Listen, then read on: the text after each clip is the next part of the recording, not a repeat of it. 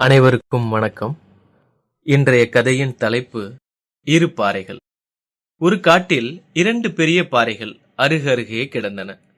பல வருடங்களாக ஒரே இடத்தில் மழையில் ஊறி வெயிலில் வாடி கிடந்த அந்த கற்களுக்கு ரொம்ப சலிப்பாக இருந்தது. நாம் எப்போதாவது இங்கிருந்து நகர்வோமா என்று மிகவும் ஏக்கத்தோடு பேசிக்கொண்டன. அந்த காட்டுக்கு பக்கத்தில் ஒரு அழகிய நகரம்.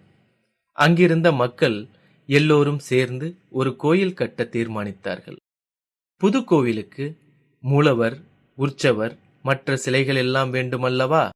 அதற்காக 7-8 சிற்பிகள் நியமிக்கப்பட்டார்கள். அவர்கள் சிற்பங்களை செதுக்குவதற்கான கற்களை தேடி காட்டுக்குள் வந்தார்கள்.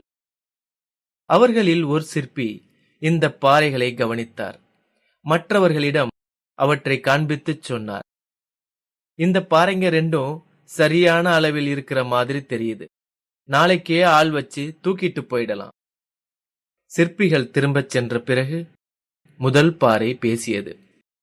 ஐயா, ஜாலி ஜாலி, நம்ம பல நாள் கனவு நிறைவேறப் போகுது. நாளைக்கு நாம நகரத்துக்கு போறோம்.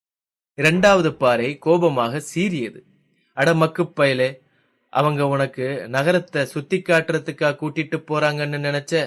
உன்னை அடிச்சு உடைச்சி செதுக்கி சிலையா மாத்தி புடுவாங்க, தெரியுமா? அதுக்கு என்ன பண்றது? ஒன்னை பெறணும்னா இன்னொன்றை இழந்துதானே ஆகணும் என்றது முதல் பாறை. நான் வலியை பொறுத்துக்குவேன், பிரச்சனை இல்லை. என்னால் அது முடியாது, தீர்மானமாக சொன்னது இரண்டாவது பாறை.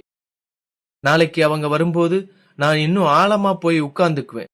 அவங்க எல்லாரும் சேர்ந்து எவ்வளோ கஷ்டப்பட்டாலும் என்னை தூக்க முடியாது. மறுநாள் அந்த சிற்பிகள் மீண்டும் வந்தார்கள். முதல் பாறையை கட்டி தூக்கி வண்டியில் வைத்தார்கள். இரண்டாவது பாறையை அவர்களால் அசைக்க கூட முடியவில்லை.